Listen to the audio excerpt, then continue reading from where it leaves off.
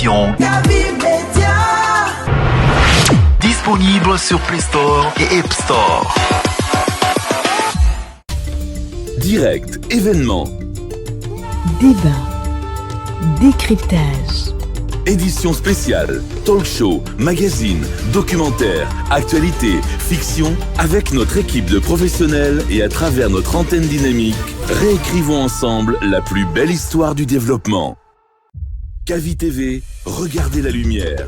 Kavi TV, la télé du développement. Kavi TV, regardez la lumière. Kavi TV, la télé du développement.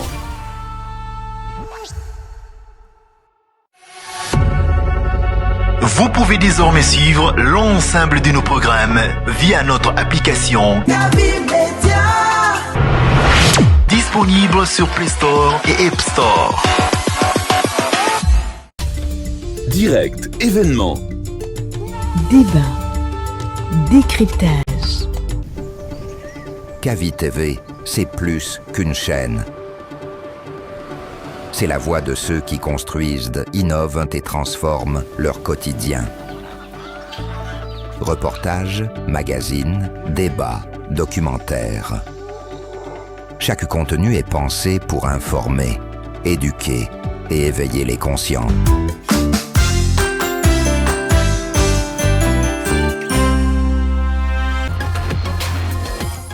Bonjour mesdames et messieurs fidèles et inconditionnels auditeurs et téléspectateurs du média du développement et de l'entrepreneuriat. Bienvenue encore dans cette nouvelle représentation du Bureau du Prof, votre émission éducative de référence qui vous propose exceptionnellement du lundi au vendredi et cela pendant 2 semaines, un tour d'horizon de l'actualité éducative la plus récente et la plus pertinente. Dans le Bureau du Prof, nous aborderons les sujets qui vous intéressent. Les dernières réformes éducatives, les nouvelles tendances pédagogiques, les conseils de nos experts pour mieux apprendre et réussir. Rejoignez-nous donc chaque jour à partir de 9h pour une émission dynamique, informative, mais aussi didactique. Pour nous suivre, vous n'avez qu'à télécharger l'application Kavi Media via App Store ou Play Store ou tout simplement nous suivre sur la page du D-Media. Encore une fois, mesdames et messieurs, auditeurs et valeureux téléspectateurs du média du développement, bienvenue au Bureau du Prof. Eh bien, comme vous le savez, le Bureau du Prof, c'est une émission aussi qui est régie par des rubriques comme le mot du prof, comme la technologie, éducation, technologie. Nous allons commencer par la rubrique le mot du professeur. Le mot du prof est une rubrique qui consiste à expliquer quelques subtilités de la langue de Molière, puisque la langue de Molière, elle est très complexe, ce n'est pas facile de la cerner à 100%. Donc on essaye tant bien que mal à aider nos auditeurs et nos téléspectateurs à appréhender ces quelques petits pièges. Alors on va commencer par 2 mots, 2 verbes, se rappeler et se souvenir. Comment les employer? Parfois, on entend des gens dire « je me rappelle de telle chose ». Alors, il faut dire que le verbe « se rappeler » ne se construit pas avec la préposition « de ». On ne se rappelle pas de quelque chose, on se rappelle quelque chose. Et à titre d'exemple, nous pouvons dire « je me rappelle le jour où tu es venu me voir ». Voilà, là c'est correct. Au lieu de dire « je me rappelle du jour où tu es venu me voir ». Le verbe « se rappeler » ne se construit pas du tout, encore une fois, avec la préposition « de ». Voilà, c'est pourquoi on ne peut pas dire « je m'en rappelle », mais on dit plutôt « je me le rappelle ». Voilà, et se souvenir, là c'est tout à fait le contraire. On peut dire « je me souviens de tel ou de tel ». Je me souviens de ce que j'ai fait, par exemple, à l'université, de ce que j'ai fait pendant mon enfance. Là, le verbe « se souvenir » peut s'employer avec la préposition « de ». Alors, on va aussi parler du mode impératif qui, parfois, crée des problèmes, surtout quand il s'agit d'écrire. Justement avec les verbes du premier groupe, parce que quand ce sont les autres verbes, deuxième groupe, troisième groupe, il n'y a pas de problème. Prenons par exemple le verbe chanter. Les gens, par exemple, en le conjuguant au présent du mode impératif, surtout à la deuxième personne du singulier, ils ça mêle carrément les pinceaux, ils confondent avec le mode, la deuxième personne du présent du mode indicatif, ils mettent S. Par exemple, chante, ou bien demande à ton frère de faire ça ou de faire cela. Et ils se permettent de mettre S à la fin. On ne met pas de S. Avec les verbes du premier groupe, on ne met pas de S. On dira tout simplement demande, demandant, demander. Voilà. Mais comme la langue française aussi va avec des exceptions, il n'y a pas de règle sans exception. Même si on le dit, les exceptions affaiblissent les règles. Il y a des circonstances dans lesquelles où on peut justement mettre S avec les verbes du premier groupe. C'est lorsqu'on veut, par exemple, faire intervenir un S, qui est appelé un S euphonique. Par exemple, dire, quand on prend le verbe aller, on dit va. Pas de S, mais quand on dit vas-y, d'autant plus qu'on ne peut pas dire va-y. Pour une question euphonique, on ajoute le S. Le S, il est appelé S euphonique. Ou bien quand on dit ton problème, parle-en. Voilà, parle-en. Et non, parle-en. On fait intervenir en ce moment le S pour des raisons purement euphoniques. Donc, mesdames et messieurs, auditeurs et valeureux inconditionnels de Kavi Media, faites très attention prochainement et nous allons terminer par l'expression du jour qui nous dit ceci. Voilà, faire les choses. Par exemple, dire revenir en arrière ou revenir à la case départ. Revenir à la case de départ, ça ne se dit pas, mais plutôt revenir à la case départ, revenir au point initial. Et souvent, les gens dans la communication de tous les jours, ils disent « revenons à la case de départ ». C'est une grosse erreur, mesdames et messieurs. Donc, prochainement, faites-y très attention. Et voilà, c'était le mot du prof. On va à présent saluer Monsieur Cabinet qui vient d'arriver, l'un des chroniqueurs de cette émission. Et il faut rappeler que Monsieur Cheikh ne sera pas avec nous aujourd'hui parce qu'il a un empêchement. Voilà, bonjour Monsieur Cabinet, comment ça va? Oui, bonjour El Professeur. Je salue une fois de plus les vaillants auditeurs et les vaillants téléspectateurs de Kavi TV, le média de développement. Tout à fait. Et vous savez, Canal 410. C'est tout à fait un parcours de combattant. En tout cas, circuler à Conakry, le matériel est un véritable parcours de combattant. Il y a beaucoup de contraintes dans la circulation. Donc, vraiment, il faut que surtout les citoyens soient prudents en cette période vraiment entre guillemets dangereuse. Tout à fait. Et voilà, à cause des inondations que nous avons connues, surtout la semaine dernière.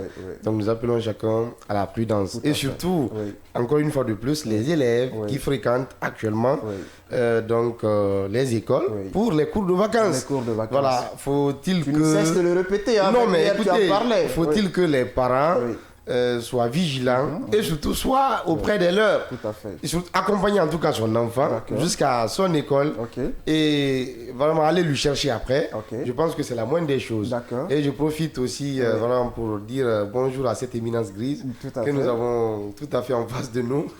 Et voilà, dont on entend souvent parler. Tout à l'heure, vraiment, nous allons vraiment très bien discuter. Et c'est pourquoi si aujourd'hui je perds mon latin dans cette émission, il ne faut pas m'en tenir rigueur. Je suis avec mon professeur.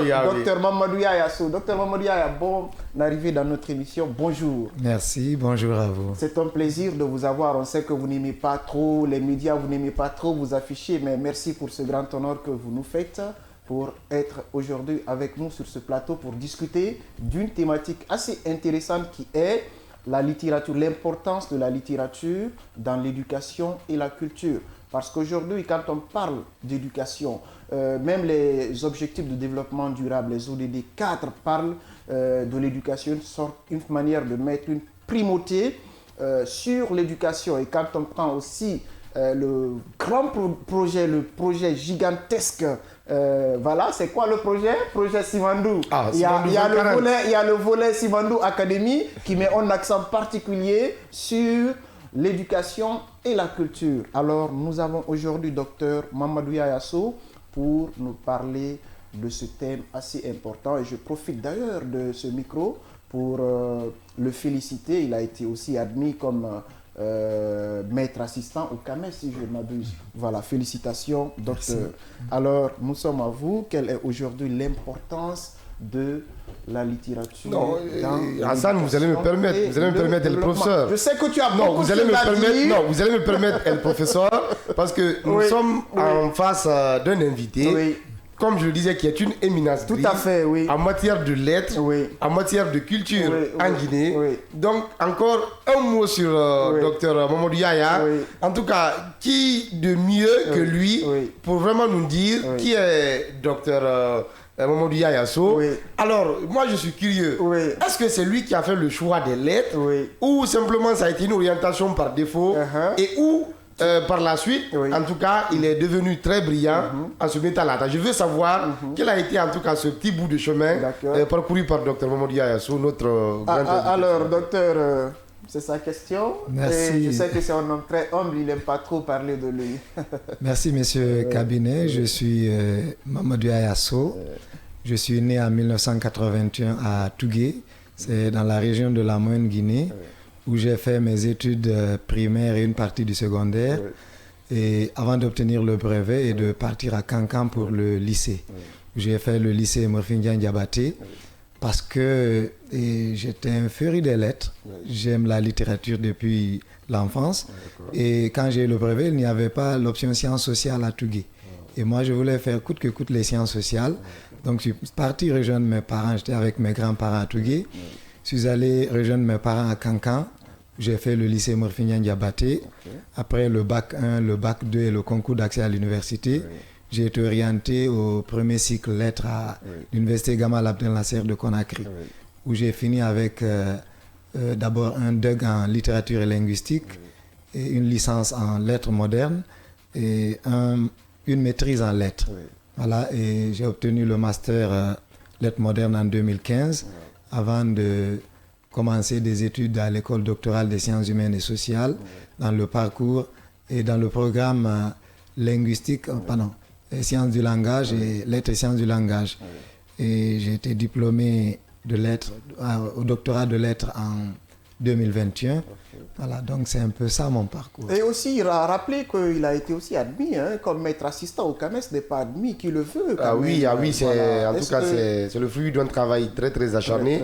Mais encore un mot sur Dr Mamadou Yaya So. Alors, docteur, vous dites que vous étiez à Tougué.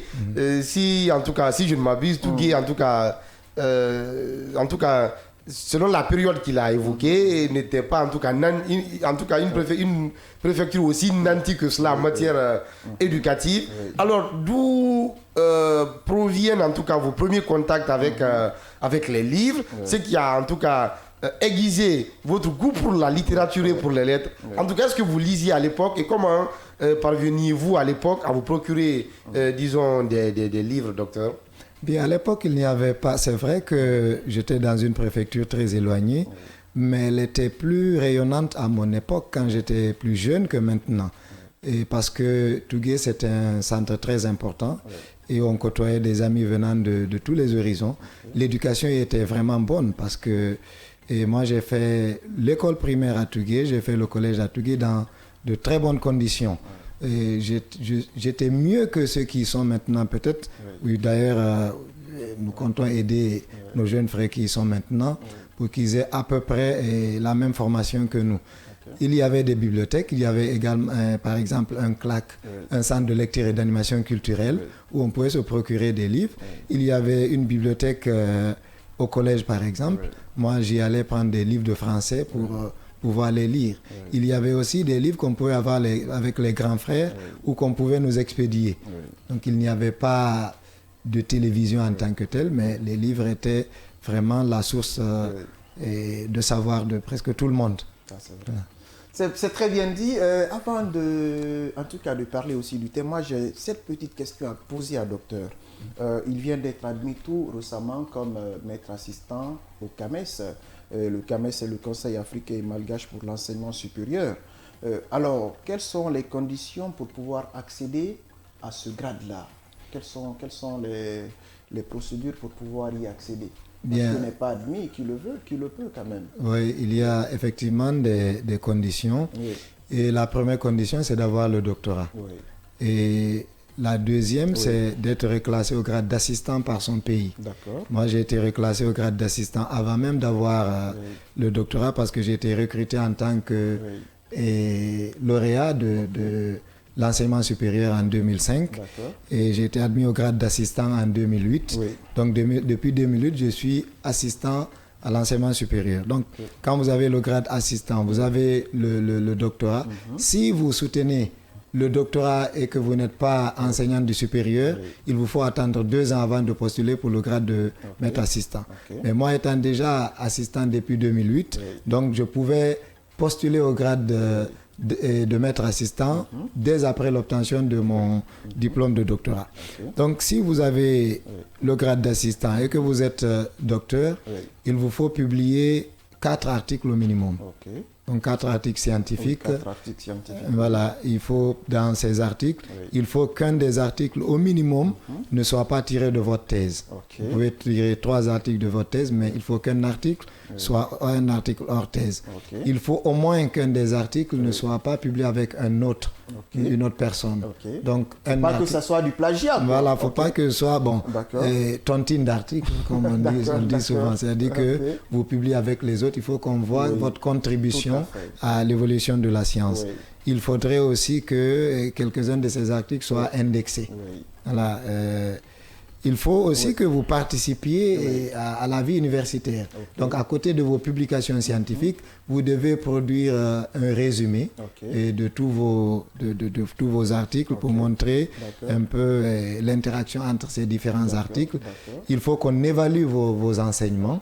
Il y a un évaluateur qui est désigné par soit le doyen, soit par monsieur le recteur pour dire que vous tenez tel cours et que vos enseignements sont de qualité. Les étudiants doivent vous évaluer aussi parce que vous devez mettre toutes ces fiches d'évaluation des enseignements par les étudiants et que l'évaluateur doit signer, que vous devez signer également pour que le CAMES comprenne que vous êtes utile et au système d'enseignement supérieur de votre pays. Il faut aussi que vous participiez à la vie universitaire. Donc vous devez joindre tous vos actes de nomination, vous devez joindre tout. Si vous participez à des réunions au sein de l'université, vous devez joindre comment on appelle ça, les listes. Dans la liste de présence, vous devez avoir une capture ou alors une photo de ces listes-là pour qu'on sache que vous participez. Il faut aussi que vous participiez à la vie communautaire parce que l'université, c'est d'abord l'enseignement, c'est ensuite la recherche, mais c'est également l'aide à la communauté. Donc il faut que vous soyez utile à votre communauté. Et les conférences que j'ai faites par exemple pour le centre culturel franco-guinéen sur la littérature, les conférences que j'ai tenues pour les étudiants, les formations que vous avez faites par-ci, par-là, il faut que vous ayez des attestations pour que le CAMES sente que vous ne faites pas qu'enseigner, vous ne faites pas que faire de la recherche, mais que vous êtes utile aussi à votre communauté. Donc c'est tout cela réuni que vous allez loger dans une plateforme et puis voilà, on vous évalue.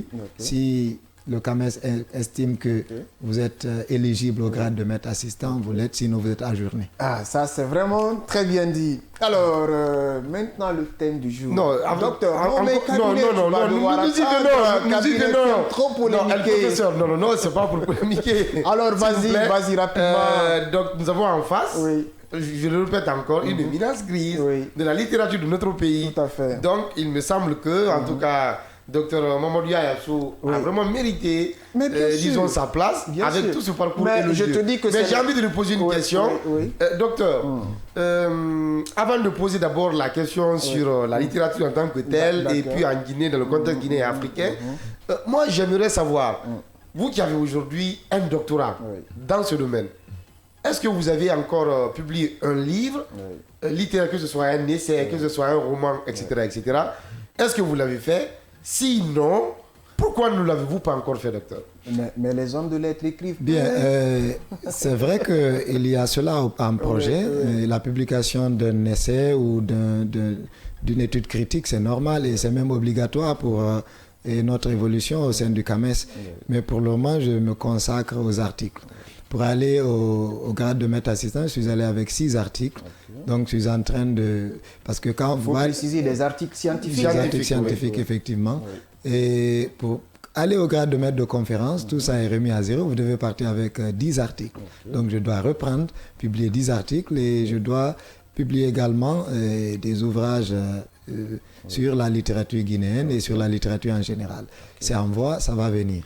Inch'Allah. Donc, vous pouvez résumer ce fait ainsi, ne pas se précipiter pour publier, mais ce qui est important, c'est encore continuer à se former et à travailler sur vraiment du réel, c'est-à-dire de la science. C'est ce que vous voulez dire, docteur? Oui, ça vient, c'est petit à petit. Voilà, et il faut souligner en passant que les hommes de lettres écrivent peu. Quand tu prends ces grands écrivains, les Thierno Mounenembo, les Laïc Camara et autres, ce sont des gens qui ne sont pas forcément issus du département des lettres, voyez-vous. Nous sommes là en tant que critiques, hein. Voilà. Alors, docteur... Bien, pour une précision, nous écrivons beaucoup, mais nous écrivons sur la littérature. Oui, sur la littérature, généralement, nous écrivons rarement de romans. Oui. Nous écrivons rarement des poèmes ou des pièces de théâtre, mais nous faisons de la critique de ce que les autres écrivent. Effectivement. C'est ce qu'on appelle critique littéraire. Alors, docteur, nous sommes dans un pays où très souvent la littérature elle est reléguée au second plan, pour ne pas dire au dernier plan. Alors, est-ce que cette littérature aujourd'hui a une véritable utilité pour l'éducation, mais aussi pour la culture? Quand on sait que l'éducation, c'est quand même la base de tout développement, quelle est la connexion qu'on peut établir entre littérature, éducation et culture en tant que spécialiste, bien entendu? Merci bien. Et les gens oublient très vite parce que la littérature est au centre de toutes nos activités. Ce n'est pas pour rien que le législateur au sein de l'enseignement, soit préuniversitaire ou du supérieur, surtout dans l'enseignement préuniversitaire, a fait en sorte qu'il y ait 8 heures de cours de français par semaine. Oui, bien sûr. Et dans ces 8 heures, il y a 2 heures qui sont consacrées à la lecture. Oui. Et la lecture expliquée, généralement, est fondée sur des textes de littérature. Oui. Pourquoi? Parce qu'effectivement, la littérature est au centre du développement. Oui. Au centre du développement, dans la mesure où elle participe à l'éducation, elle participe à la promotion de la culture. Oui. Parlons d'abord de la littérature en tant qu'élément de promotion de l'éducation. Okay. Si nous partons du principe que l'éducation est l'activité ou, si vous voulez, l'élément par lequel nous développons les capacités intellectuelles et morales d'un individu, nous allons voir que la littérature y participe pleinement. Oui. Parce qu'il y a un intellectuel de nom d'André Méret qui disait qui a écrit un livre intitulé Le livre dans le processus de construction de l'enfant. Oui. Et c'est très important. Okay. La littérature participe à ce qu'on appelle la construction du moi. Oui. Quand vous êtes un adolescent, il y a que vous avez besoin de vous construire, vous avez besoin de construire le moi, vous avez besoin de construire votre personnalité. Oui. Et dans cette construction de la personnalité, il y a un élément de la littérature qu'on appelle le récit qui y participe pleinement. Parce que vous avez besoin de modèles. Oui. On ne peut pas se développer sans modèle. Il y a des modèles positifs, il y a des modèles négatifs, des modèles positifs que vous voulez imiter, des modèles négatifs que vous voulez éviter, mais ces modèles positifs et négatifs, vous voulez les conforter à travers les livres. Oui. Or, ces livres, par exemple, les récits, les romans que nous lisons, et les poèmes que nous lisons, et d'ailleurs, même quand vous partez de la littérature orale, ce n'est pas pour rien que nos parents avaient des contes, ils avaient des épopées. Tout cela, c'est pour nous inculquer des valeurs morales et pour nous inculquer des valeurs intellectuelles. Parce que si le conte te dit, dans un conte, on te dit, par exemple, le méchant est puni, et le gentil est récompensé, c'est pour te dire qu'attention, dans la vie, il y a là un comportement à suivre, il y a un comportement à ne pas adopter. Oui, tout à fait. Et si nous revenons à l'école, vous avez vu que quand vous voulez bien vous exprimer, on vous dira quoi? Il faut lire. Il faut lire. Mais la bonne lecture, les bonnes phrases et la bonne diction et tout, ça se trouve où? Dans les livres de littérature. C'est lui qui lit beaucoup de romans, s'exprime mieux que celui qui ne lit pas du tout. Et même en matière de didactique des langues, on ne vous apprend pas la langue anglaise à partir de livres de mathématiques. On ne vous apprend pas la langue anglaise à partir de livres de chimie. On vous apprend la langue anglaise à partir des livres de Shakespeare, par exemple. À partir de pièces de théâtre, des extraits. C'est à partir des extraits que l'on vous apprend le cours de français. C'est à partir de la langue française. C'est quand même que vous êtes étranger, que vous voulez apprendre nos langues d'ici, et que ce soit le Soso, le Pulaar, le Maninka, on va vous l'apprendre en partant de nos contes. Ce sont des textes issus de la littérature qui nous permettent de mieux aller en didactique des langues.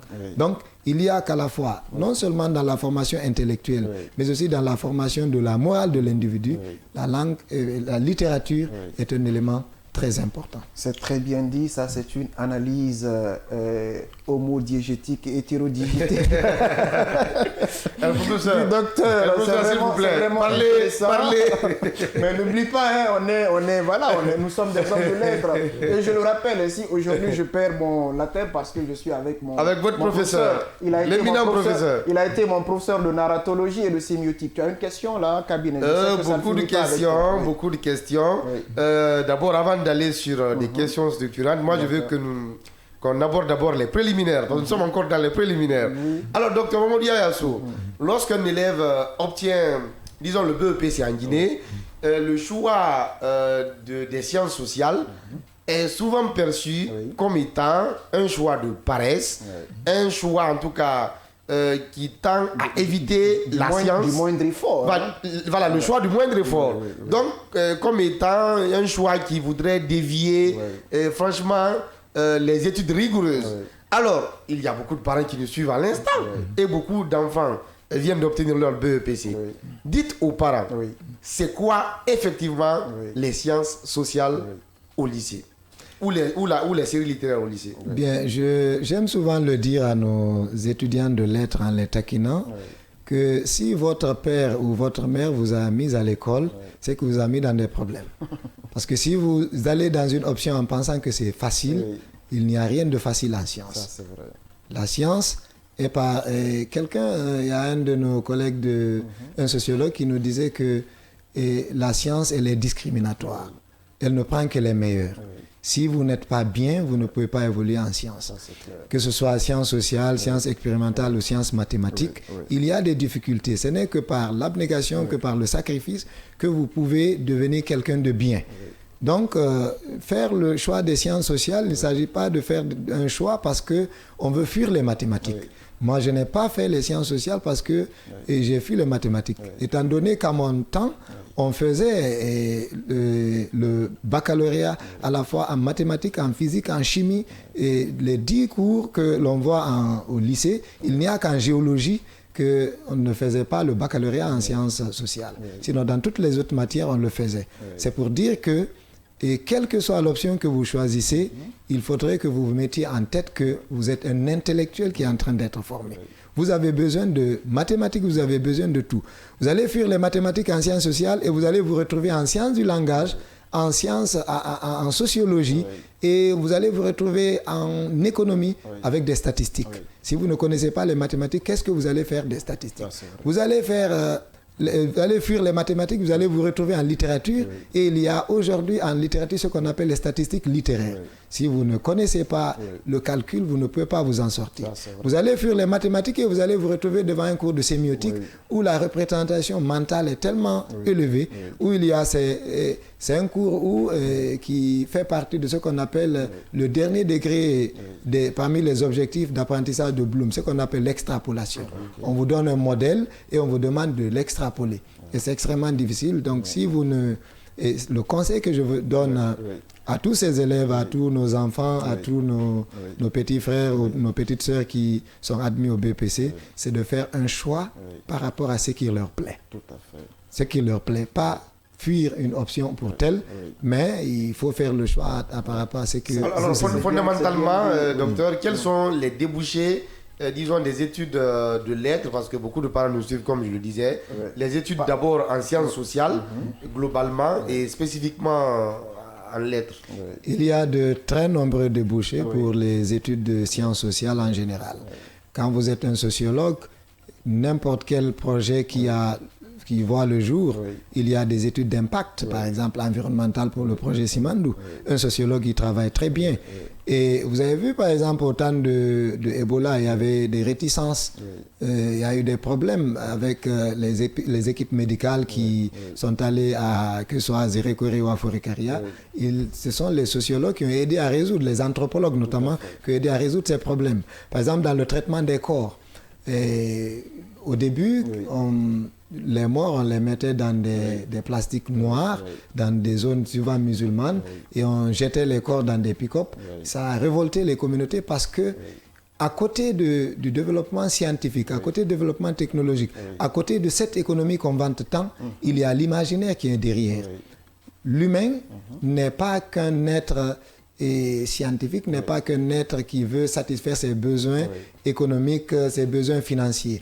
Derrière ces besoins financiers, derrière ces besoins de cette science pure et dure, il y a un imaginaire, il y a notre façon de percevoir le monde. Or, cette façon de percevoir le monde est le domaine des sciences sociales. C'est le domaine de la philosophie, c'est le domaine de la littérature, c'est le domaine de la sociologie, c'est le domaine de la psychologie. Donc c'est le domaine de ces sciences qu'on veut minimiser aujourd'hui. Or, elles sont très importantes dans la vie. Parce que derrière tout ce que nous faisons, derrière tout notre développement, c'est notre culture que nous voulons mettre à l'avant. Donc il y a de nombreux débouchés, et que ce soit en sociologie, en philosophie, en lettres. Je prends le cas de la littérature, par exemple. La littérature, le domaine des lettres, vous pouvez trouver... Quel est le plus grand emploi aujourd'hui? C'est l'éducation, c'est l'enseignement de la littérature. On a tellement besoin de professeurs de lettres, on a tellement besoin de professeurs de français, et les meilleurs professeurs de français qui soient, ce sont ceux qui ont fait lettres parce que c'est leur spécialité. Leur spécialité, c'est d'enseigner la littérature, c'est d'enseigner cette culture, et notre culture et la culture d'autrui. Parce que nous voulons que nos enfants aient cette culture-là. Et un autre élément, c'est il y a aujourd'hui le développement des activités culturelles. Vous avez par exemple les 72 heures du livre qui constituent une manifestation culturelle très importante. Vous avez des festivals de livres, que ce soit en Guinée, que ce soit ailleurs. Et sans homme de lettres, qui est-ce qui va animer ces différents festivals-là? Donc on a besoin de critiques littéraires. Il y a aussi nos bibliothèques, parce que nous sommes là, nous disons qu'il y a une perte de niveau, de niveau et de nos élèves, et que nous voulons rehausser par la lecture. Et qui dit rehausser la lecture dit développement des bibliothèques dans nos sous-préfectures, dans nos préfectures, dans nos villages. Mais il faut animer ces bibliothèques. Qui est-ce qui est mieux placé pour animer ces bibliothèques et ces hommes de lettres? Et c'est le lieu pour moi de saluer un de nos étudiants, Mamadi Mara, qui est aujourd'hui à Kissidougou, qui a monté un projet avec le CELPAC, le centre qui gère les bibliothèques de la Guinée. Et le projet qu'il a monté s'appelle Explore ta bibliothèque. Donc, les élèves sont là, ils passent les vacances à jouer, mais si on mettait à profit ces vacances pour aller vers les bibliothèques. Donc il a monté ce projet et qui explore ma bibliothèque, prendre les élèves, aller vers les bibliothèques, leur dire comment fonctionne une bibliothèque, leur permettre de passer le temps à lire pendant ces moments. Donc ça, c'est une activité qui revient aux hommes de lettres. Le même, pour vous dire qu'il est inspiré, c'est un étudiant de la 10e promotion, il a créé une sorte de... Il y a un autre projet qu'il appelle « Les mômes vous parlent et les enfants vous parlent ». Donc un festival de contes qui anime dans les différents niveaux. Voilà. Il a été vice-président de mon organisation, Mamadi Mara, alors qu'il était, je crois, étudiant en licence 1 ou 2. Moi, j'étais à l'époque au lycée. Donc, c'est un camarade que je salue aussi de passage. Encore une question. Allez-y, Hassan. Allez-y, je vous laisse. Voilà, donc, docteur, lorsque vous observez aujourd'hui la scène littéraire guinéenne, parce que tout le monde veut écrire aujourd'hui. Il y a une floraison de jeunes qui... En fait, il y a un florilège d'œuvres aujourd'hui sur, en tout cas, la scène littéraire. Il y a beaucoup de jeunes qui sont en train de publier. De votre œil critique, est-ce que vous pensez aujourd'hui que ce sont vraiment des œuvres abouties, ou simplement ce sont des œuvres encore qui ont du chemin à faire, et que vraiment les maisons d'édition ne sont pas rigoureuses en Guinée, docteur. Quelle est votre perception? Et surtout, il ne faut pas transformer aussi l'émission, même si on a un grand homme de lettres parmi nous, il ne faut pas transformer l'émission en une émission littéraire, là. Hein? Bon, voilà, non, d'accord. Mais néanmoins, le regard du doyen, parce qu'il faut aussi le rappeler, hein, c'est le vice-doyen de la faculté des lettres et des sciences du langage de l'université de Somphonia. Oui, docteur, nous vous écoutons. Par rapport à sa merci question. bien de me poser cette question dans cette émission qui est très suivie. Et il y a problème dans cette littérature aujourd'hui. Parce que le problème est que tout le monde veut écrire sans avoir lu. Or, il faut beaucoup lire pour pouvoir écrire. Si vous voyez que nous, hommes de lettres, nous avons peur d'écrire des romans, nous avons peur d'écrire des poèmes autres, c'est parce que nous avons besoin de quelque chose de qualité. Ça, c'est vrai. Mais aujourd'hui, vous dites, excepté les anciens, peut-être Lamine Camara, Moussa Sidibé, Thierno Monenembo qui continue d'écrire parmi les anciens, les monuments de la littérature guinéenne, quelques jeunes seulement satisfont à la condition vraiment de... On peut avoir quelques noms. Au bout des doigts. Non, est-ce qu'on peut avoir quelques noms de ceux qu'ils pensent être vraiment des jeunes qui écrivent très bien, dont les œuvres sont vraiment recommandables? On a besoin de cela, docteur. Ça langue de bois, docteur. Tu veux amener docteur sur un autre terrain. Je ne veux pas citer... faut pas aussi... Permettez-moi de ne pas citer de nom, mais je vais vous dire qu'il y a du chemin à faire. Non seulement au niveau des jeunes qui sont pressés, très précis, mais aussi des maisons d'édition. Parce que vous rencontrez une maison d'édition dont je vais taire le nom, m'a donné un certain nombre de livres, je crois 10, à lire. C'était une sorte de prix littéraire de la maison d'édition qui était organisée. Mais quand j'ai lu les livres, je les gardais au bureau, je ne les envoyais pas à la maison. Parce que j'ai une fille, ma deuxième fille, qui aime beaucoup lire. Donc elle tombe sur... Tous ceux qui tombent sous sa main. Mais je ne veux pas qu'elle intériorise ces fautes que je vois dans ces livres-là. Il y a beaucoup à faire. Mais généralement, c'est la faute aux maisons d'édition. C'est la faute aux maisons d'édition parce que je ne te publie pas. On est en quête d'argent. Vous savez, aujourd'hui, la quête... C'est purement commercial. C'est purement commercial. Et le commerce est en train de tuer la littérature.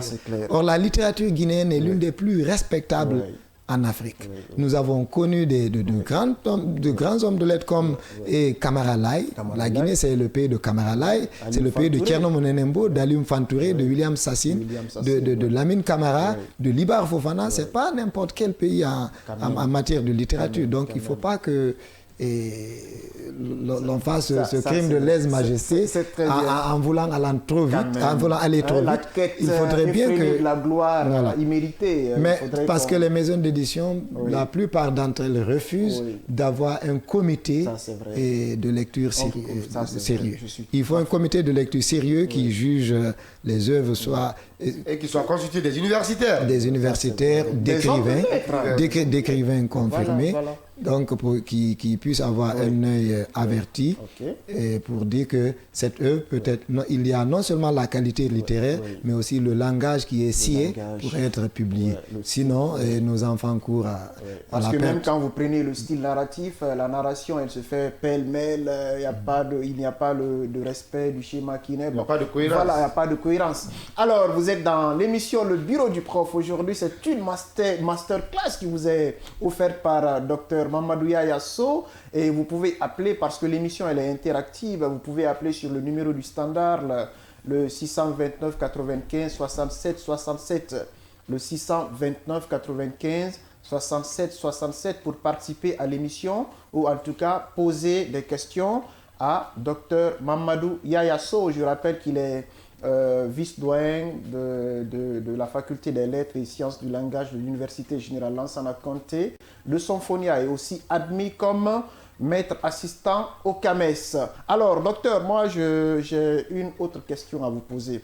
Aujourd'hui, il y a ce stéréotype qui existe dans nos sociétés, cette mauvaise compréhension et appréhension vis-à-vis de l'étude des lettres. Beaucoup pensent que quand on fait les lettres, voilà, il n'y a pas de débouché majeur. Et certains vont jusqu'à dire que non, ce sont des options ce sont des filières à supprimer dans nos institutions d'enseignement supérieur. Parce qu'aujourd'hui, nous sommes dans un pays en chantier, donc c'est mieux de privilégier des options techniques ou en tout cas d'autres options. Qu'est-ce que vous, aujourd'hui, vous avez à leur dire pour leur persuader que les lettres sont fondamentales pour l'éducation, pour la culture et en un mot pour le développement d'une nation?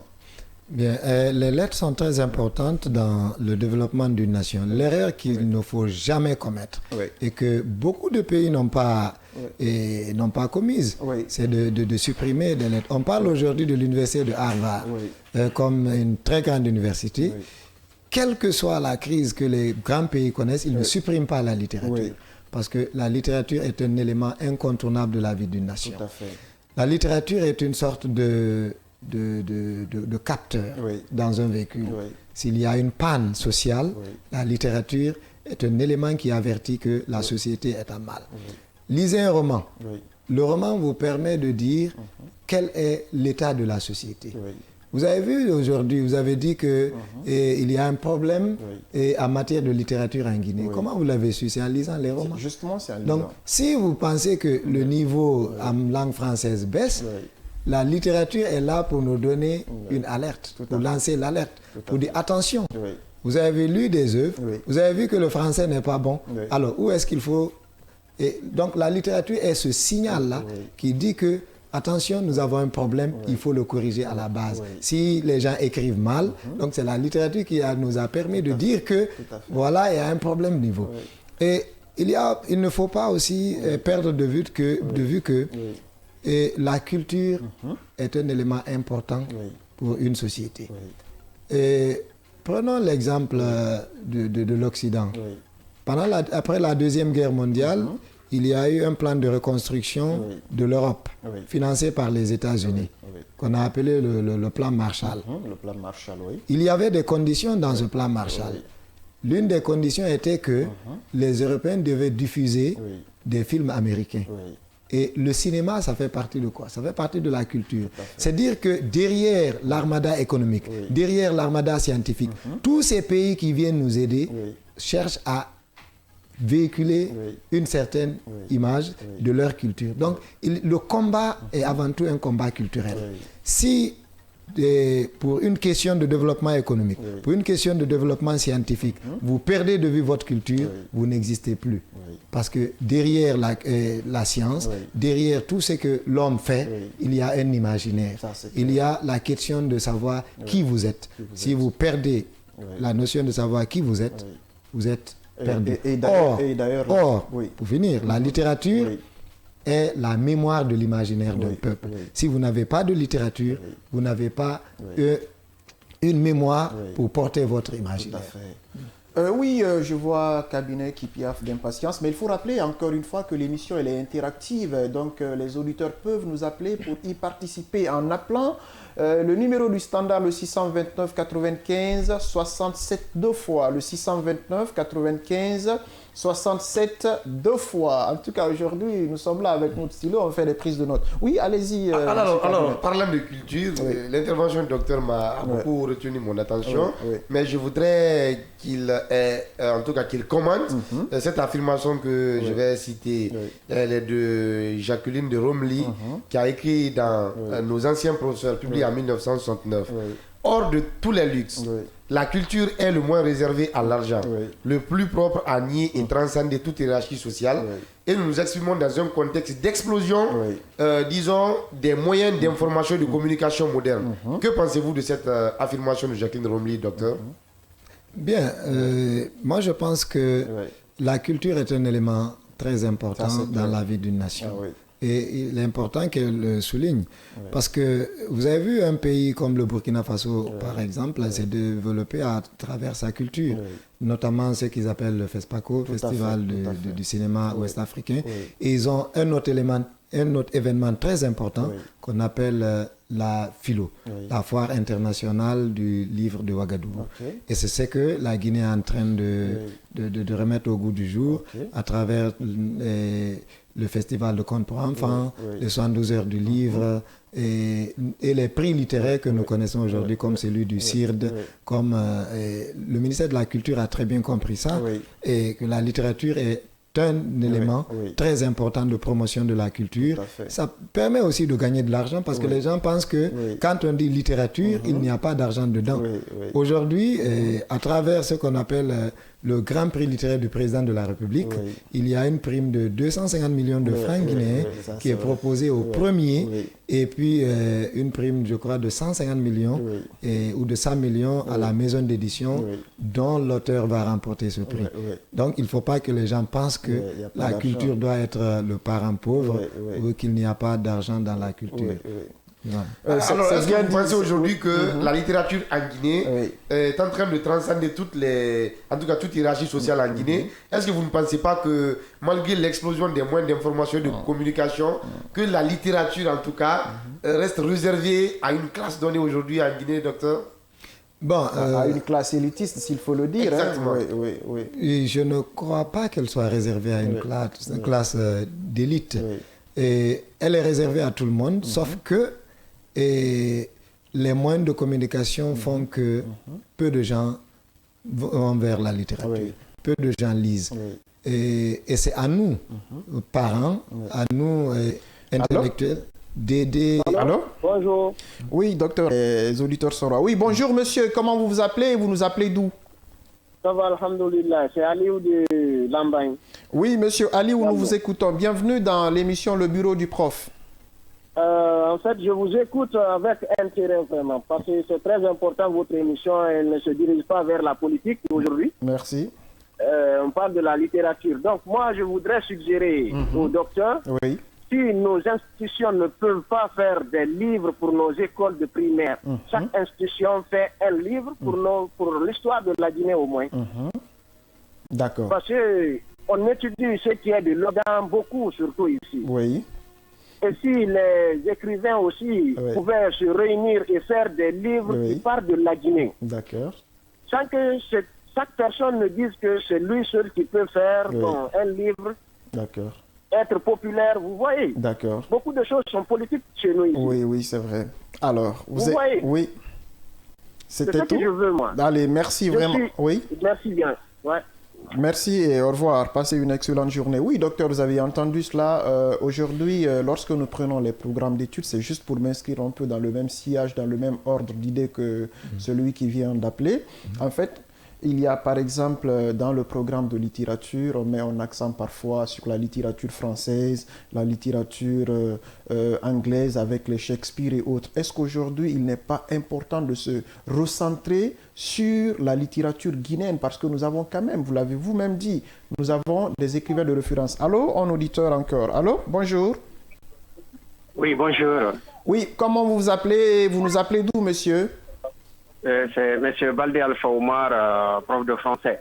Allez, Baldé, monsieur, on vous écoute. Hein?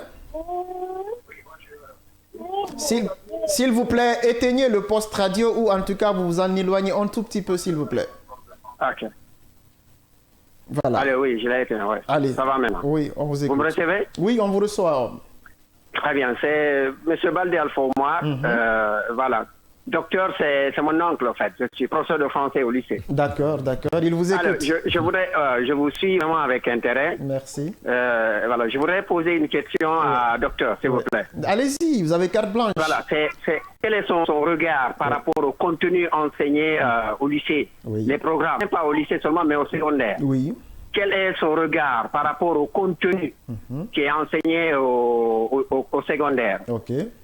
Voilà, c'est ma question. Et elle, prof, tu es bien habillé au passage. Merci beaucoup, monsieur Baldé. Passez une excellente journée. Alors, docteur, la question vous revient de droit. Je pense que c'est ce que je disais même. Oui, docteur. D'accord, je commence par la question de monsieur Aliou de Lambagne qui demandait pourquoi les écrivains ne se réunissent pas pour faire un livre. Bon, le travail de l'écrivain n'est pas d'écrire en groupe. Les écrivains, ils font ce travail, d'écrire l'histoire de la Guinée. Oui.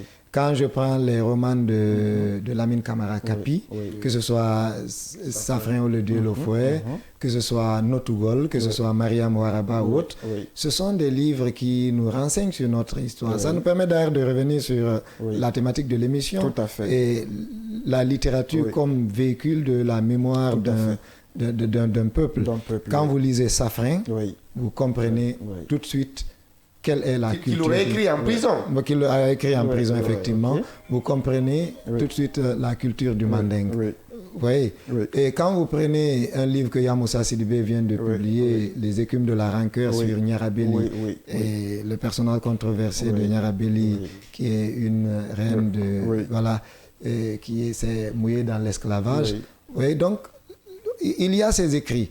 C'est que certaines ne lisent pas ou on ne sait pas que ces écrits existent. Maintenant, en ce qui concerne des écrits relatifs au programme, ça, l'INRAP fait bien ce travail, je crois. L'INRAP est là pour faire des livres pour les enfants du primaire, pour faire des livres pour, peut-être pas pour le collège, mais ils font quand même des livres pour le je crois que même pour le lycée, j'ai vu, il y a une petite révision qui est faite, même si ce sont des programmes qui ne sont pas encore entrés en vigueur, mais j'ai vu quelque part, par exemple, au lycée, où cette fois-ci, on intègre les cours de grammaire, les cours d'orthographe et autres. Et tout cela, c'est une façon aussi de consolider la formation, parce qu'on peut prendre un élève qui fait, par exemple, la terminale, mais quand il t'écrit une phrase, c'est tout un problème. Voilà. Alors, Monsieur Kabinet, vous avez une autre question à poser à docteur? La question de Monsieur Baldé. Oui, d'accord. Le contenu justement des programmes au niveau du secondaire. Le contenu des programmes de français au secondaire n'est pas si mal que ça. Voilà, parce que beaucoup de cadres, de très bons cadres aujourd'hui ont étudié avec ces programmes et on dira bien qu'ils sont bien formés. Seulement, il ne faut jamais dormir sur ses lauriers. Il faut améliorer le contenu de ces programmes. Par exemple, au lycée, on vous enseigne un programme de commentaires composés sans mettre dans le programme les 10 instruments d'analyse. Ça, c'est clair. Et vous ne connaissez pas les figures de style. Vous ne connaissez pas les formes de focalisation qu'on étudie à l'université. Focalisation interne, externe, focalisation zéro. Voilà. Vous ne connaissez pas trop le schéma narratif. Donc, il y a des instruments de la langue, des instruments théoriques sur le récit, et sur la littérature qu'il faudrait peut-être enseigner et renforcer le côté grammaire et comment on appelle ça, le côté grammaire, orthographe, syntaxe, au lycée. Donc les programmes, ils ne sont pas si mal, mais il faudra les améliorer pour pouvoir tirer parti. Maintenant, pour ce qui est de la littérature française, il ne faut jamais s'enfermer. D'accord. C'est vrai que nous, à l'université, nous avons mis en place un nouveau programme de lettres qui a commencé durant l'année écoulée 2024-2025. Il y a un nouveau programme de lettres modernes où nous avons recentré le programme sur la littérature guinéenne. Avant, nous avions 2 cours de littérature française. Un premier du 16e au 18e siècle et un deuxième qui englobe le 19e et le 20e. Mais pour nous recentrer beaucoup plus sur la littérature guinéenne, nous avons accentuer les éléments sur ce programme, le théâtre guinéen, le roman guinéen, la littérature guinéenne orale traditionnelle. Et nous avons mis le cours de littérature française en un seul. Donc nous avons le panorama de la littérature française. Voilà. Donc on s'ouvre aux autres, mais on met l'accent sur nous-mêmes une fois de plus pour dire que la littérature doit porter la culture de notre nation. Tout à fait. C'est très bien dit, Dr Mamadou Yayasso. Et encore une fois, je rappelle que l'émission elle est interactive. Les auditeurs ou les téléspectateurs peuvent nous appeler sur le numéro du standard, le 629 95 67 2 fois, le 629 95 67 67. Oui, Monsieur Kabinet, rapidement, parce que bientôt nous allons... Alors, docteur a cité certaines virtuoses de la littérature guinéenne tout à l'heure, mais ce que je retiens de ceci, c'est que c'était des écrivains engagés par rapport à leur époque et par rapport aux défis du moment. Et ce qui a amené Pierre Barbieri à dire que l'art moderne se gargarise de négation. Est-ce que vous pensez aujourd'hui que, docteur, les écrivains guinéens sont suffisamment engagés pour dénoncer les maux auxquels nous sommes confrontés au quotidien et quel peut être justement le rôle de la littérature pour inverser la tendance dans un pays. Bien, la littérature cherche à conscientiser. Oui. La littérature dite engagée, entre guillemets, dite engagée, parce que toute littérature est engagée, parce que même si elle déconstruit, elle est engagée. Parce que la littérature, soit elle dit comment la société est, soit... Allô, docteur, on va vous interrompre. Oui, allô? Allô, bonjour. Bonjour, monsieur. Vous vous appelez comment et vous nous appelez d'où? Ouais, je m'appelle Mamadou Kamara, je suis l'un des étudiants de M. Dr Yasso. Ah, merci. On sait que les étudiants de docteur le suivent actuellement. C'est très bien. Hein? Alors, nous vous écoutons. Bien, alors, moi, je voulais demander, docteur, quel est son regard par rapport à la note attribuée alors au département pour accéder au département de lettres avec 10 virgules. Et nous comprenons par là que les lettres ne sont pas importantes puisque ils attribuent 13, 14 au département de communication et du journalisme. Mais pour les lettres, il y a pour ces 10 virgules. Quel est son regard par rapport à cette attribution de notes 10 virgules au département de lettres et tant d'autres? Merci. Merci beaucoup. C'est une question pertinente, docteur. Alors, la question vous revient. Merci bien. Et merci, M. Kamara. Oui. Et nous déplorons... Mais la mienne, d'abord, n'a pas été répondue. Les auditeurs sont rois. Non, je suis d'accord, mais voilà. Faudra-t-il que... On y reviendra. Les auditeurs sont rois. D'accord. Donc, pour répondre à la question de l'auditeur, je crois que c'est quelque chose à déplorer parce que et cette tendance à dire qu'il faut avoir 12 pour faire droit, il faut avoir 12 pour sociologie, mais 10 seulement suffit à faire lettres. Or, c'est comme si on disait que... Et ceux qui sont faibles sont bien dans certaines options et ceux qui sont très forts sont bien dans d'autres options. Et c'est une sorte... Allô? C'est une façon de hiérarchiser les sciences de la même manière qu'on met... Docteur, nous allons marquer une petite pause pour nous permettre de prendre quelques bouffées d'oxygène et de revenir encore avec beaucoup plus d'énergie. À tout à l'heure, la page publicitaire.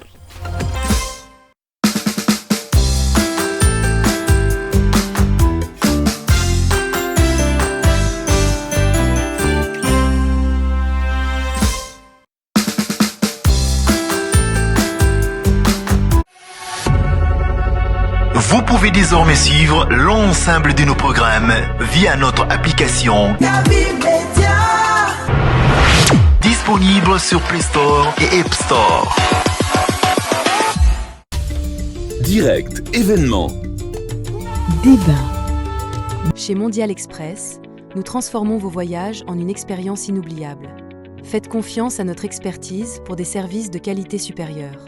Grâce à notre service d'assistance visa, simplifiez toutes vos démarches administratives à travers nos experts. Avec notre service billetterie, réservez vos billets pour toutes les destinations du monde avec facilité. Profitez de notre flotte de véhicules modernes et fiables pour tous vos déplacements à travers notre service de location de véhicules. Grâce à notre service d'évacuation sanitaire, comptez sur notre service réactif et professionnel pour vos besoins médicaux à l'international. Assurez-vous d'un environnement impeccable avec nos services de nettoyage de qualité. Transportez vos marchandises en toute sérénité grâce à l'expertise de notre service de transit. Développez vos compétences d'agent de voyage avec nos formations spécialisées suivies de stages pratiques au sein de nos équipes. Contactez-nous dès aujourd'hui au plus 224 613 00 39 69 ou au plus 224 613 00 39 70. Nous sommes situés à Manquepas, 4e avenue, immeuble Dabo, commune de Kaloum. Visitez notre site internet au www.mondialexpress.net. Mondial Express, chaque voyage est une histoire. Vous pouvez désormais suivre l'ensemble de nos programmes via notre application Gabi Media. Disponible sur Play Store et App Store. Direct, événement. Débat. Décryptage. Édition spéciale, talk show, magazine, documentaire, actualité, fiction, avec notre équipe de professionnels et à travers notre antenne dynamique, réécrivons ensemble la plus belle histoire du développement. Cavi TV, regardez la lumière. Cavi TV, la télé du développement. Cavi TV, regardez la lumière. Cavi TV, la télé du développement.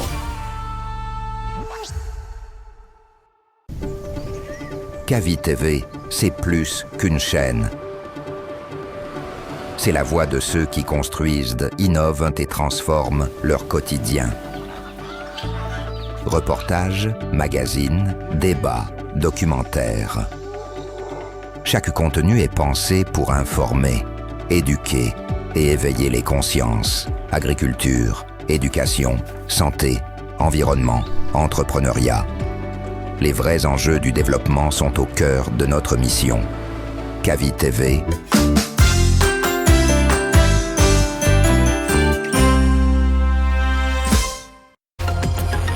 Merci, mesdames et messieurs, auditeurs et fidèles téléspectateurs du Média du Développement. Merci en tout cas de l'attention et de l'écoute. Et on revient de plein pied dans l'émission Le Bureau du Prof. Nous avons aujourd'hui comme invité Dr Mamadou Yasso. Il est vice-doyen de la faculté des lettres et sciences du langage de l'Université générale Lansana Conté de Sonfonia et tout récemment admis comme maître assistant du CAMES. Alors aujourd'hui nous sommes en train d'aborder ensemble cette thématique très intéressante, l'importance de la littérature dans l'éducation et la culture. Alors, l'émission, elle est interactive. Les auditeurs peuvent nous appeler sur le numéro du standard, le 629 95 67 67, pour poser des questions ou en tout cas pour une touche contributive. Docteur, nous vous revenons. Aujourd'hui, vous étiez en train de répondre à une question là et on vous a interrompu. J'espère que vous avez toujours le fil conducteur. C'est ça, oui. D'accord. Donc, pour revenir à la question de M. Camara, je crois que ça fait partie de l'état de notre société. Oui. En fait, il y a dans notre société une sorte de discrimination autour de certaines disciplines. Aujourd'hui, on voit sur les réseaux sociaux que les sciences sociales ne sont pas importantes, que ce sont les sciences dures, l'économie, c'est ce qui est important. Et dans les sciences sociales aussi, il y a des disciplines qui sont plus discriminées que d'autres, notamment la littérature, la philosophie, comme si on n'avait pas besoin de savoir, comme si on n'avait pas besoin d'étudier nos sociétés, comme si on n'avait pas besoin de comprendre nos cultures et de les véhiculer. Parce que si vous supprimez la philosophie, si vous supprimez la littérature, vous supprimez toutes les études qui vous permettent de comprendre l'imaginaire derrière lequel l'homme que vous êtes fonctionne. Donc, on attribue des barèmes pour le droit, parce qu'aujourd'hui, tout le monde veut faire droit, tout le monde veut faire journalisme, tout le monde veut faire communication. Or, c'est pas dit que quand vous faites journalisme, quand vous faites communication, quand vous faites économie, vous allez avoir de l'emploi. Et beaucoup qui ont fini en économie font taxi-moto, beaucoup qui ont fini droit font taxi-moto. Et on minimise un certain nombre de métiers comme l'enseignement. Or, l'enseignement est un métier très important si on ne dit pas que c'est le métier le plus important. Le plus important, regardez, le plus noble. Le plus noble. S'il n'y a pas d'enseignants, comment on va faire économie, comment on va faire droit, comment on va former des intellectuels, comment on va former des cadres. Donc, tout ce qui est relatif à l'enseignement, tout ce qui est relatif au savoir, même les mathématiques pures et dures, sont discriminées aujourd'hui. Or, il faudrait bien que l'homme ne soit pas qu'un robot. On n'est pas dans une société de robotique où on n'a que se loger, se vêtir et manger. On a besoin de réfléchir, on a besoin de penser. Et ces options où on met en avant la pensée qui permet de structurer la société, qui permet de la comprendre, qui permet de véhiculer son imaginaire, il faudrait bien que ces sociétés subsistent, même si on n'oriente pas là-bas une masse. Parce qu'on a besoin de beaucoup de travailleurs, mais on a besoin de quelques-uns qui réfléchissent à notre méthode de travail, à ce qui nous fait agir. Donc, moi, je suis vraiment désolé de voir qu'on minimise les lettres, on minimise la philosonie pour dire que ceux qui ont 10 peuvent y aller. C'est pourquoi on enregistre beaucoup d'échecs aujourd'hui dans ces options. Ça, c'est vrai. Et on y oriente les étudiants les plus faibles et puis le taux d'échec est très élevé parce que des études de lettres. Oui, bonjour. Bonjour monsieur, comment vous vous appelez? Vous nous appelez d'où? Mamadou Bobo Bari de la cimenterie. Oui, monsieur Mamadou Bobo, nous vous écoutons. Je vous remercie. Je remercie votre invité. Quand on observe l'état lamentable de notre pays aujourd'hui, l'on est en droit de se demander est-ce que notre littérature nous sert à grand chose? je pense qu'on a besoin de réinventer cette littérature. Parce qu'ailleurs, quand on prend le Sénégal, par exemple, on a beaucoup d'écrivains là-bas. Mais je pense que ça leur apporte. Absolument. Est-ce qu'il ne faudrait pas, n'est-ce pas, se penser beaucoup plus sur la littérature guinéenne pour pouvoir adopter d'autres changements. D'accord. Je vous remercie. Merci beaucoup d'avoir appelé depuis la cimenterie. Une excellente journée. Alors, docteur, la question vous revient. Merci. Oui. Le problème, ce n'est pas la littérature. Le problème, c'est notre manière de percevoir la littérature. Où est-ce que nous mettons la littérature? Je l'ai dit. Et quand vous faites de votre société une société de robotique, où le seul besoin, c'est de se loger, de se vêtir, de manger et d'avoir des employés. Il n'y a pas de personnes qui réfléchissent.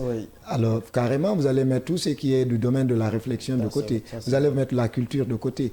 Je vais donner l'exemple d'un pays comme le Burkina, l'exemple comme le Sénégal. C'est parce que la perception sur la littérature est une perception importante. Mais comme nous percevons mal les humanités, alors nous disons que les humanités ne sont pas importantes. Donc, c'est comme si vous avez deux enfants à la maison. Si vous privilégiez l'un sur l'autre, il va sans dire que celui que vous privilégiez, vous allez le mettre dans de meilleures conditions que le deuxième que vous ne privilégiez pas. Et d'où encore cette question de notes. Pourquoi 12 de l'autre côté, mais en littérature, 10 suffisent, alors qu'en réalité, ce sont des études très importantes. En France, par exemple, pour faire des études de littérature, il faut se lever de bon matin. Ça fait partie des études les plus difficiles. Et quand vous allez en littérature, c'est là que vous comprenez que vous avez besoin d'une très bonne assise parce que vous pouvez faire histoire sans être littéraire, vous pouvez faire sociologie sans faire littérature. Mais vous ne pouvez pas être littéraire si vous n'avez pas une bonne dose de sociologie, une bonne dose de philosophie, une bonne dose de linguistique. Donc l'homme de lettres, c'est un homme, c'est un intellectuel complet. Complet, qui est au centre. Qui est au centre, qui est au centre des humanités. Ça, c'est clair. Alors, ta question? Voilà, docteur, parce que je parlais de littérature engagée, et surtout au moment où vraiment nous avons besoin d'hommes de lettres, que ce soit à travers des pamphlets, que ce soit à travers des romans, ou en tout cas, que ce soit par n'importe quelle forme de littérature. En tout cas, cette littérature, est-ce que vous pensez qu'elle n'est plus suffisamment engagée en Guinée? La littérature est engagée. Elle est toujours engagée. Non, je parle d'engagement. C'est un spécialiste qui parle. Elle est engagée d'une manière ou d'une autre. Je comprends. Elle est même engagée au sens de Pierre Barbieri, qui est l'un des maîtres de la sociocritique. Et la littérature guinéenne, elle est toujours engagée. Même ces jeunes qu'on est en train de dire qu'ils n'écrivent pas très bien, quand vous lisez leurs ouvrages, vous trouvez au centre de leurs préoccupations cette question de l'environnement, la question de la polygamie, la question de la politique. Lisez Nation enchantée de sénateurs, par exemple. C'est comment, quels sont les problèmes de polarisation de la société entre des partis politiques qui mettent à mal l'unité nationale, qui est un élément très important dans le développement d'une nation. Lisez un Fodé Camara qui parle de politique et comment le maraboutage est au centre de la politique aujourd'hui, qui fait qu'on tue et pour avoir le pouvoir, on va un sacrifice d'un albinos, sacrifice d'un fou. Tout ça sont des questions qui sont au centre, les questions de l'héritage, les questions de l'excision. Mais le problème encore, c'est quoi? Le problème, c'est toujours le même, c'est qu'on lit moins. On est scotché aux réseaux sociaux, les filles lisent plus, ils appellent ça Wattpad, voilà, des chroniques. Donc on lit plus de chroniques que... Des chroniques amoureuses. Des chroniques amoureuses, des chroniques je ne sais pas quoi. On lit plus... on lit plus... On est plus sur les réseaux sociaux que de prendre... Alors qu'en France, par exemple, dans certains pays, là, il y a ce qu'on appelle une rentrée littéraire. Et en septembre, on dit quels sont les livres de cette rentrée. Les gens cherchent à les lire. Même s'il y a les réseaux sociaux, mais la littérature ne meurt pas. Non, il faut qu'on instaure ce qu'on appelle... Docteur, on va vous interrompre, les auditeurs. Bonjour, monsieur. Comment vous vous appelez et vous nous appelez d'où? Bonjour, je suis monsieur Kamara. Alors, nous vous écoutons, monsieur. Donc, merci beaucoup. J'avoue que j'apprécie beaucoup cette émission. Merci. Je voudrais, à ce titre, alors poser une inquiétude à votre invité que je trouve très pertinent dans cette analyse. Je voudrais dire sage qui me disait que le vrai problème de la littérature africaine est profondément lié à l'histoire de l'Afrique, et à la façon dont elle a été perçue et représentée. Donc, je voulais avoir clairement quelle est la lecture du docteur par rapport à cette citation de ce sage. C'est un premier aspect. Deuxième aspect, je suis d'accord avec le docteur quand il dit que le problème de la littérature a été de façon plus ou moins singulière, la compréhension, l'appréhension des gens. Mais le rôle de faire comprendre la littérature aux citoyens, pour que chacun ou les gouvernants, pour que chacun y adhère, incombe aux gouvernants, aux populations ou aux littéraires. Oui, c'est bien dit.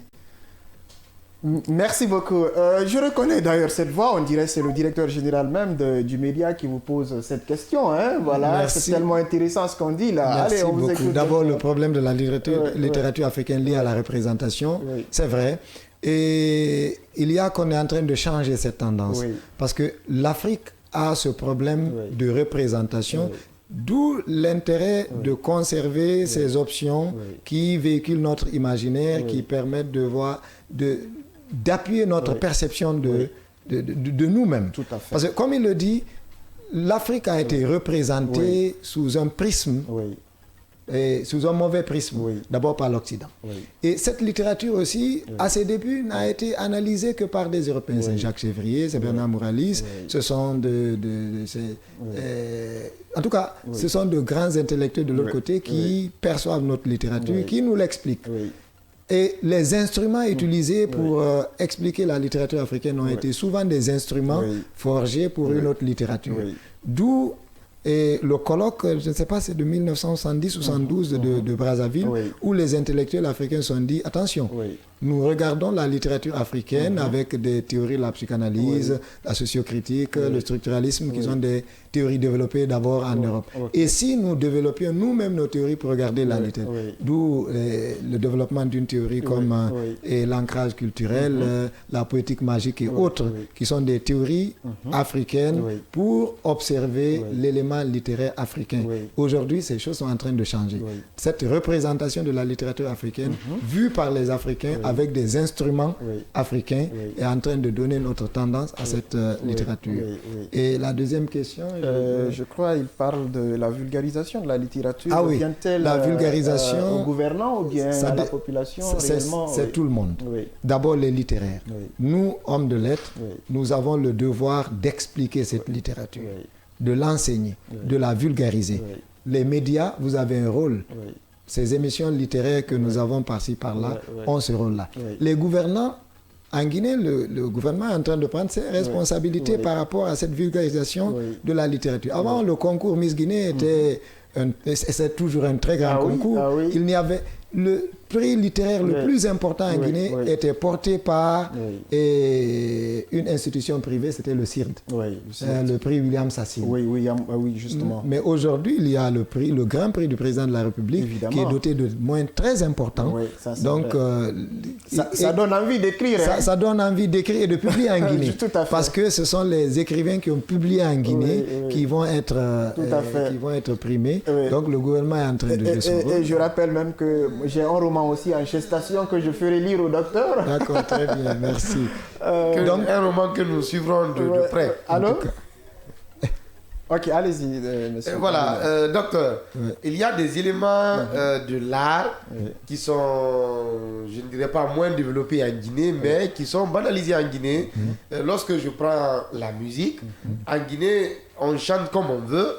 Même les éléments qui composent, en tout cas, disons, ces chansons-là ou ces musiques-là. Tu veux transporter docteur à Dubreka maintenant? Non, puisque c'est un homme de lettres, je vais avoir son droit de regard là-dessus.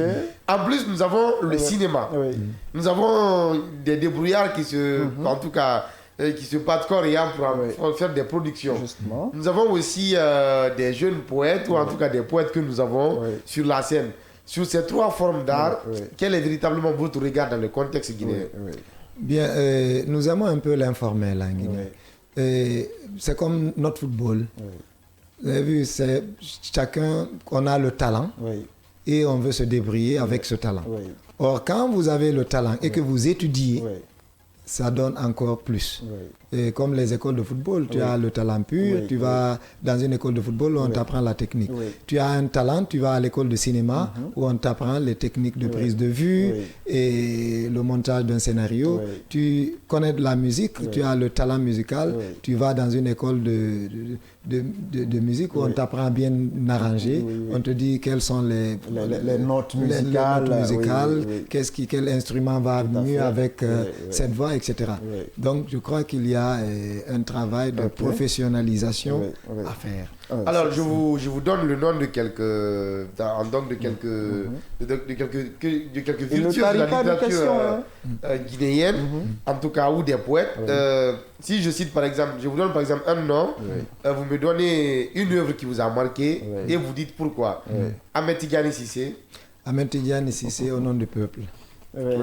C'est du théâtre. D'accord. Disons Thierno Moule Nembo. Thierno Moule Nembo, il y en a beaucoup. Ça se bouscule dans la tête. Le dernier, Sarien Indigo. Parce que ça a bien marqué. Et pourquoi, docteur? Parce que c'est une sorte de roman policier, une sorte d'enquête. Eh bien, je vous cite aussi William Sassine. William Sassine, c'est M. Bali. Parce que ça cadre avec notre thème, la littérature au service de l'éducation. M. Bali est retraité, qui veut faire penser, qui veut construire une école purement africaine, qui veut refuser les canevas dictés par l'Occident. Bien, docteur, vous allez me permettre de revenir un peu sur la Première République, en tout cas la scène littéraire de la Première République.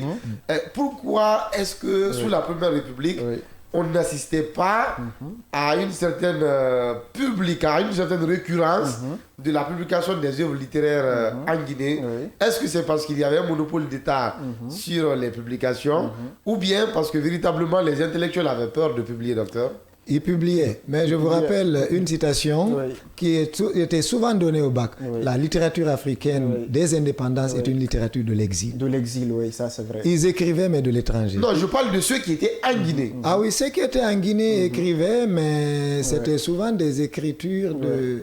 C'était souvent des laudateurs du pouvoir. C'est-à-dire, parce qu'on avait peur de ce qu'on savait là. Un peu de langue de bois dans cette émission.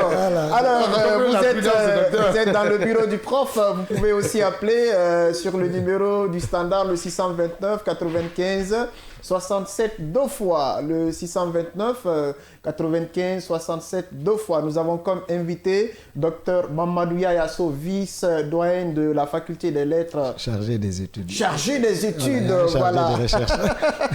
Le professeur. Merci pour la précision. Oui, professeur. Je sais que tu ne savais pas de questions, mais moi j'ai une petite question à placer. Vous savez, les livres nous permettent de voyager. Évidemment. Même quand on est en Guinée. Et Voltaire même l'a dit, les lettres nourrissent l'âme, la rectifient, la consolent. D'où l'importance vraiment de la littérature dans la promotion de l'éducation. Évidemment. Aujourd'hui, nous sommes dans un monde dit de multilatéralisme, où, disons, on se fond dans l'autre. Où, disons, il y a une certaine interculturalité. La mondialisation. La mondialisation en quelque sorte. Mais... Allô? On a un auditeur là. Allô? Malheureux. Allô? Oh, il n'a pas le retour. Voilà. Oui, allez-y, monsieur. Mais malheureusement, cette réalité n'empêche pas certains, disons, de faire du racisme, de faire de la stigmatisation et de dire que c'est l'autre qui, en tout cas, que c'est l'autre qui n'est véritablement pas un humain au vrai sens du terme. C'est-à-dire on est en train de stigmatiser l'autre. Et c'est pourquoi Saint-Exupéry a dit, si je diffère de toi, loin de te léser, et je t'augmente. Quelle est la valeur, selon le docteur, de cette affirmation dans un contexte où nous devons collaborer, où nous devons vraiment métisser, disons, nos différentes cultures? Bien, je vous dis d'abord que la stigmatisation commence toujours par la peur de l'autre. Oui, ça c'est vrai. Quelqu'un qui stigmatise, c'est quelqu'un qui a peur. Et il perçoit l'autre comme une menace. C'est une question de l'altérité. Et généralement, c'est le fait de gens, une fois encore, ce qui nous appelle à cultiver la lecture. Parce que la littérature comme élément de culture nous permet de rencontrer l'autre, nous permet de voyager. Si tu n'as pas le moyen de voyager, il faut lire les livres. Tu vas rencontrer l'autre, tu vas voir ce qu'il est. Tu vas voir que le monde ne se limite pas à ton simple cadre. Que si moi je vois le monde de cette manière, il y en a qui voient le monde de l'autre manière. Ainsi, on aura moins peur de l'autre. On comprendra que le monde, il n'y a pas une seule vision du monde. Et ce sont de multiples visions, ce sont de différentes manières d'être, et c'est ce qui permet de cultiver la tolérance. Très bien. Et dès que la tolérance est cultivée, le vivre ensemble devient très facile. Très bien dit, docteur, le vivre ensemble sera très difficile. Alors aujourd'hui, docteur, est-ce que vous pouvez nous dire un tout petit peu quelle pourrait être la véritable implication de la littérature dans ce vaste projet, notamment le volet 2 du projet Simandou, Éducation Simandou Academy. Est-ce que la littérature a une véritable implication pour la réussite d'un tel projet, un projet d'une telle envergure? Évidemment, la littérature a une implication dans la réussite d'un tel projet. Parce que c'est un projet d'envergure, c'est un projet qui impacte les communautés. Or, ces communautés-là, il y en a qui seront obligées d'être déplacées, il y a une reconfiguration de l'espace qui va se faire avec le passage des rails, avec la construction des usines, mais il y a des éléments à conserver dans ces sociétés. Parce que nous sommes des sociétés qui avons une culture. Et cette culture se véhicule à travers nos contes, à travers nos mythes, à travers nos épopées. Et le déplacement de communautés peut faire perdre ces éléments-là. Donc, la littérature, à travers notamment la littérature orale, peut aider à conserver ce patrimoine en allant vers ces communautés, en recueillant leurs contes, en recueillant leurs proverbes, en recueillant leurs mythes et autres, pour ne pas que cette reconfiguration économique impacte sur la culture de ces communautés. C'est très bien dit. Les auditeurs peuvent nous appeler. Il nous reste quelques minutes aussi à grignoter dans cette émission. Le 629 95 67 deux fois. Le 629 95 67 deux fois. Oui, monsieur Cabinet. J'ai comme l'impression qu'il y a une sorte de réveil, disons, de nos communautés. C'est-à-dire en matière de lettres, en matière de littérature. Je prends par exemple Adlam, chez la communauté Peul. Je prends Nko chez les Maninka, Kore Seveli, disons chez les Sauciers. Alors, est-ce qu'aujourd'hui, véritablement, la faculté des sciences, en tout cas la faculté des lettres, s'intéresse véritablement à, disons, à ces formes d'écriture, et est-ce que vous envisagez de les valoriser dans le temps? Et effectivement, nous avons un département de sciences du langage qui s'occupe de l'étude scientifique de la langue. Et nous avons, par exemple, dans le département de sciences du langage de l'Université de Sonfonia, nous avons des cours d'études descriptives de la langue soso, de la langue poulard, de la langue Maninka. Mais cette étude descriptive se fait à travers l'alphabet généralisé par l'Akalan, pas Nko, pas Adlam. Mais c'est sûr que dans les années à venir, nous allons voir dans quelle mesure intégrer l'apprentissage de ces écritures pour nos étudiants, et même si c'est un cours optionnel. C'est très bien dit. Oui, Cabinet. D'accord, docteur, est-ce que vous êtes favorable aujourd'hui? Parce que moi, je fais partie de ceux qui ont quand même... de ceux qui proposent ce projet, c'est-à-dire la création d'un observatoire de la littérature guinéenne. Est-ce que docteur Mamadou Yayasso, critique littéraire, très modeste, je le sais très bien, est-ce qu'il est favorable à un tel projet dans le but évidemment d'avoir un droit de regard scientifique et très littéraire sur les œuvres publiées en Guinée, non seulement sur leur qualité, leur pertinence, mais aussi leur portée, docteur? Tout à fait. Je crois que même s'il n'est pas formalisé, cet observatoire existe déjà. À travers notre département de lettres modernes, en littérature guinéenne, nous intégrons dans nos programmes que les études, les ouvrages qui en valent la peine. Si votre ouvrage n'est pas de qualité, on ne peut pas l'enseigner dans le cours de littérature guinéenne. Non, je veux parler d'une sorte de, disons, pas de revue, mais... les écrivains de la jeune génération, tu veux dire, en tout cas, de façon générale, je veux parler d'une sorte de publication disons, ponctuelle sur les œuvres littéraires publiées en Guinée, par exemple sur leur qualité. On fait un classement. Une forme de critique littéraire en quelque sorte. Vous prenez un ouvrage de tel auteur, vous le lisez, et puis voilà, vous apportez quelques critiques. Donc on fait une sorte de conférence de presse. Si c'est chaque 3 mois ou à la fin de chaque année, essayer un peu de... Peu écriront en ce moment. Non, il me faut. Je veux l'avis du docteur. C'est une forme d'académie française au 17e siècle. Voilà. Allô? Allez-y. Au XVIIe siècle, qui jugeait à la fois l'état de la langue et l'état de la littérature. C'est bien possible, mais ça dépendra. Nous, notre participation à cet observatoire dépendra parce que nous avons beaucoup à faire, enseignement et recherche. Et donc, ce n'est pas mal en soi. Ok, docteur, nous arrivons presque au terminus de cette émission. La dernière question que je vais vous poser est même pas une question. Quel est aujourd'hui l'appel que vous avez à lancer à l'endroit de cette jeune génération très avide de la gloire à travers des publications, des publications d'ouvrages parfois, pas de qualité. Quel conseil avez-vous à leur prodiguer aujourd'hui pour que vraiment l'écriture, la rédaction de leur ouvrage romanesque soit vraiment une bonne écriture, une bonne rédaction? Alors, mon conseil pour eux, c'est de leur dire de ne pas trop se presser. Parce que le proverbe dit que qui se presse plus que la musique dansera mal. Ça, c'est clair. Et de ne pas mettre les charrues avant les bœufs. Donc, d'aller doucement, de se former. N'oublions pas ce que Boileau disait. Il faut apprendre à penser avant de parler. Il faut apprendre à penser avant de parler. Merci. Une dernière question, docteur, s'il vous plaît. La radio, on a encore 2 minutes. La radio, c'est l'heure. Allez, rapidement alors. Docteur, pour nos auditeurs, quelle différence faites-vous entre inculture, illettrisme et analphabétisme?